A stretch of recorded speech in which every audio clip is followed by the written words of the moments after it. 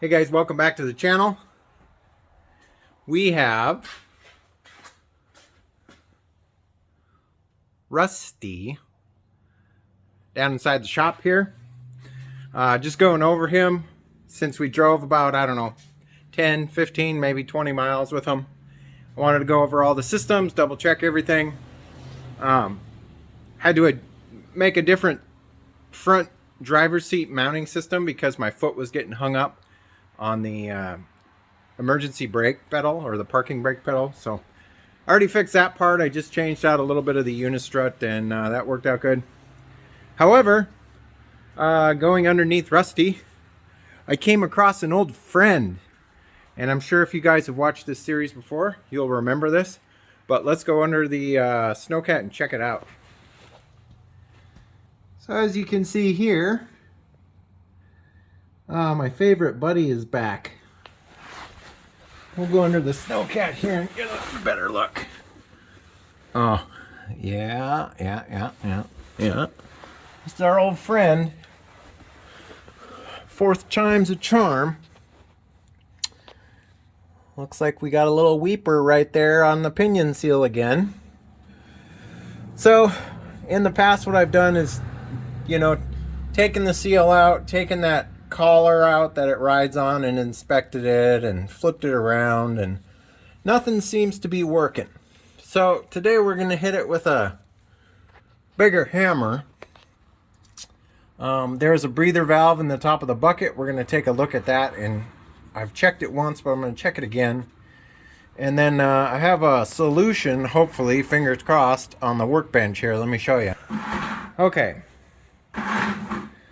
Some of you may have seen these before. This is obviously the pinion seal that gets hammered in there. I've got one of those. These are older, so that kind of makes me wonder if... the seal is still pliable. It doesn't feel like it's rotten. I don't see any cracks in it, and the spring is still on the back, so let's just say that the seal is actually good. So another solution that I'm going to try here, and I don't even know if this is the correct size. I guessed. I used a best guesstimate. It's a speedy sleeve.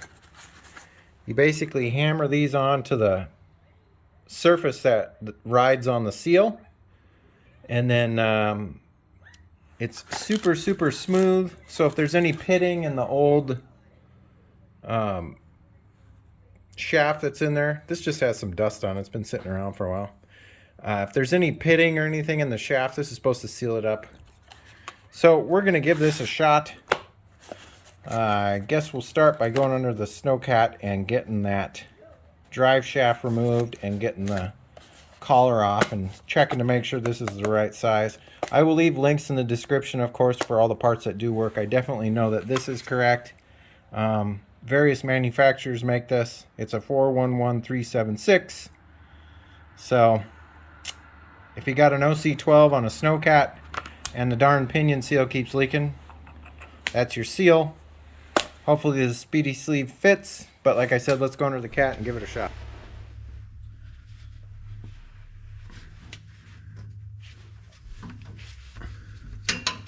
I'm beginning to wonder how many times a human being can replace a pinion seal before they go insane.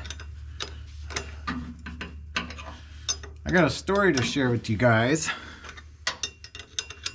If you watch the most recent Adventures with Overkill episode, you'll notice that we went up Forest Service Road 44 to about Surveyor's Ridge, and then turned around and came back down. I didn't want to go too far with the conditions being the way they were, and not having another Snowcat with us in case something went wrong. However, there were some snowmobilers that went up early in the morning on that Saturday, and Willow and I were watching movies in the shelter at about 8 or 9 p.m. I'd say closer to 7:30, 7:30 or 8. The sheriff came knocking on our door. So we answered the door, and he said, how are the snow conditions up there? And I said, oh, you know, they're pretty good, probably about 4 or 5 feet. And they said, well, we got a guy that's stranded up at High Plains. And High Plains is about, I don't know, 15 miles from the snow park there. And I remember a snowmobiler going up by himself early in the morning. And so, come to find out, I went up there on a snowmobile and stepped off to take some pictures and fell down into the snow and kind of got stranded. So the sheriff came up with their snowcat. They had a Spryte as well. And it didn't take them long to get up there, get them and get back. They were back by like 10:30. But it just goes to show you how treacherous conditions can be. And it's just pure lunacy, some of the things people are doing recently, just for social media attention. Like, don't put your lives at risk. We're very careful when we go up there, and we, you know, take plenty of supplies and let people know where we're at and all that good stuff. So be careful when you're out there, guys. You can really get yourself into a pickle. And that's when things start happening and things start going sideways, and life becomes very precious at that point, because you realize you screwed up and it could be the last thing you do. So, oh yeah, I remember this fun part. Can't go without taking that big nut off of there. Well, I'll get the rest of this pulled off camera here, and then we'll take a look and see if that speedy seal is gonna work. You've seen this numerous times if you've been part of this series. I gotta pull that pin out and then pull that nut off, and this whole thing will come out. You've seen it before though. Well, we got the little collar out here.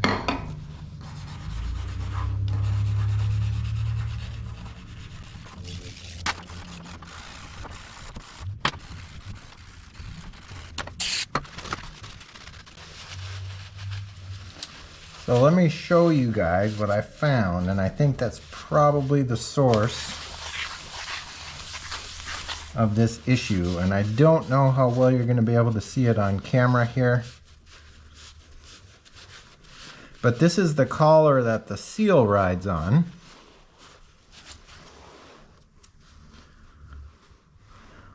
And if you look, it is pitted and grooved and has minor little cuts and stuff on it everywhere. So even after I flipped it around and I had it ride on a different part of this, it's still severely messed up. So I think we'll clean this up a little bit more, and then we'll hammer this speedy sleeve on here, and then we'll reinstall it and go from there. So this is the correct size. It fits on there fairly snug. So I will leave a link in the description for as much of this as I can find.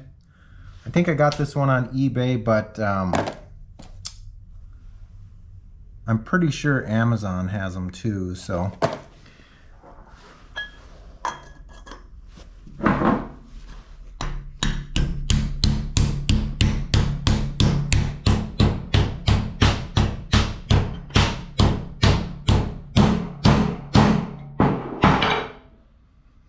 And it pretty much covers up the entire surface. And I'm going to snap this flange off and then tap it down the rest of the way.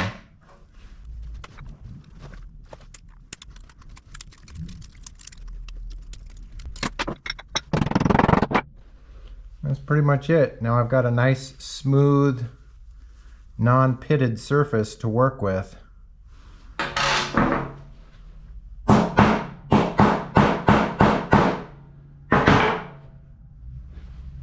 Let's get that reinstalled.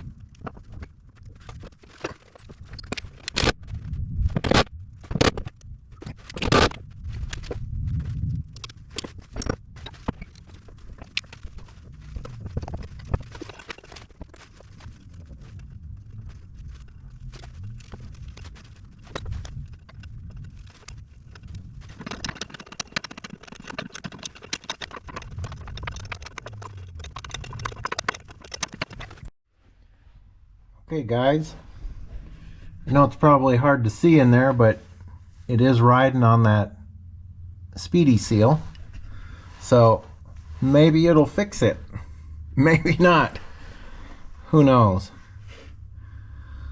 Aside from that, strangely enough, the only leak that I found, the other leak that I found under here was let's see if I can get up here and show it to you guys. One that I already knew about when I rebuilt the motor on the output shaft of on the output side of the crankshaft. There was a speedy seal on that. Well, when I rebuilt the motor, I took that off. So now it has a very slight weeping leak from the rear main seal. Not a big deal. For as much as we use this, is it worth going in there and sticking a speedy seal on it? Not really. And it forms a drip, but it doesn't really leave any leaks on the ground, so I think we'll leave that for now. I may in the future go in there and stick a speedy seal and a new rear main on it, but for right now we're just going to leave it. So the only other thing I can think of is this breather valve here, which obviously is breathing because there's a little bit of oil coming out. I may have filled the bucket up a little bit more than it should be because I had the lid off when I filled it. So I'm going to pull that out and clean it up just to be sure. And then we'll have the whole snowcat back together, and fingers crossed it doesn't leak from that pinion seal anymore. I am going to clean this up with brake cleaner, but as you can see, it actuates very freely. And just barely putting some pressure on it makes it work just fine. So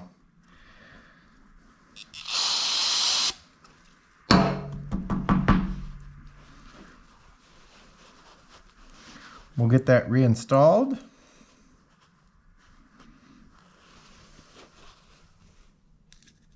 Yeah. Okay, we got that bugger put back in there, cleaned up, working like it's supposed to.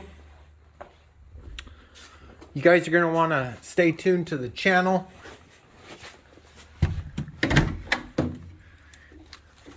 Because we are going to be, wow, it is really dark. We're going to be removing the 250,000 mile injectors. I know it's real hard to see in there, but they are there. There's one right there. And we're going to be replacing them with brand new ones. And they're factory Zexel injectors. I found a company that had them for, normally they're $350 each. I found them for $154 each. So I ordered 4 of them. We're going to put those in. And then we should be able for some more trips with Rusty, doing, after I've checked all the systems and whatnot. Make sure everything's working the way it should. The other thing that I checked too was the transmission fluid. And the transmission fluid, for whatever reason, likes to read high when it's cold, when the motor's off. And then when you turn the motor on and shift it to neutral, it'll read low.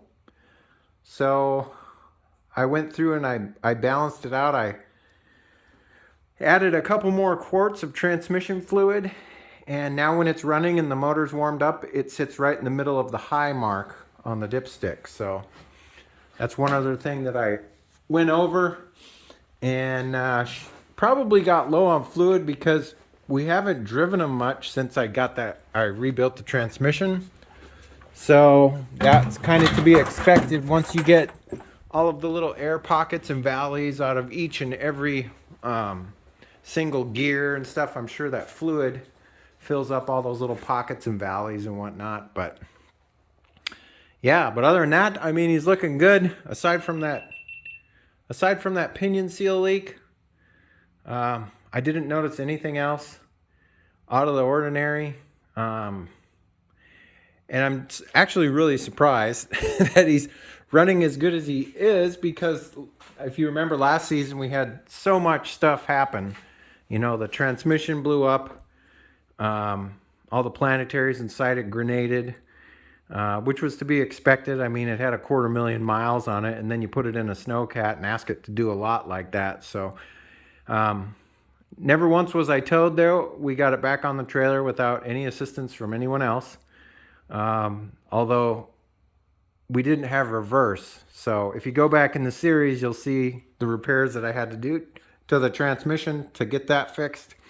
And then we had a pumping coolant issue, which strangely enough is synonymous with Subarus. So how that made it to an Isuzu platform, I don't know. But I pulled the head off, put a brand new head on, and an OEM Isuzu head gasket, which had some compression rings in it.